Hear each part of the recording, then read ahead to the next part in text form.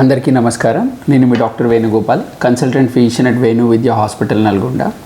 So last week ఒక case చూశాను. ఆ కేసు యొక్క కంప్లైంట్ ఏంటంటే వాళ్ళకి difficulty in swallowing, female patient.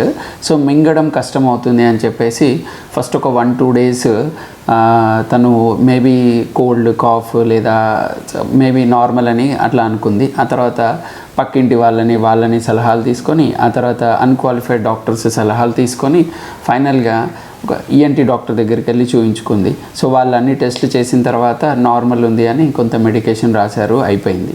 So but after 2-3 weeks కూడా మింగడం అనేది చాలా కష్టం ఉంటుంది, స్వాలోయింగ్ డిఫికల్టీ ఉంటుంది.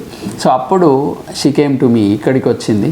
అప్పుడు ప్రాపర్గా ఎవాల్యుయేట్ చేసి చూసిన తర్వాత తనకి బ్రెయిన్ స్టెమ్లో ఇన్ఫ్యాక్ట్ ఫామ్ అయింది. So it's a brain stroke. So actually వాళ్ళకి ఏంటంటే ఆ సిమ్టమ్ అర్థం అవ్వలేదు. మింగడం కష్టం అనేది కూడా బ్రెయిన్ స్ట్రోక్లో ఒక సిమ్టమ్ అనేది వాళ్ళకి అర్థం కాలేదు.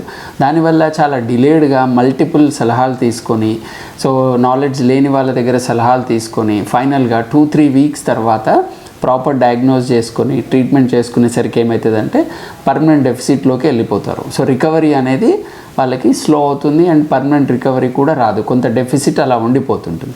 అందుకని పేషెంట్స్ అందరు కానీ పబ్లిక్ కానీ ఎలాంటి సమస్య ఉన్నా, ఎలాంటి కంప్లైంట్ ఉన్నా ఫస్ట్ ఆఫ్ ఆల్ మీరు మీ ప్రైమరీ ఫిజిషియన్ని కలవండి. ప్రైమరీ ఫిజిషియన్ని కలిసి ప్రాపర్ డయాగ్నోజ్ అయిన తర్వాత ఏ డిపార్ట్మెంట్ వైపు వెళ్ళాలి, ఎలా వెళ్ళాలి అనేది చూసుకోవాలి.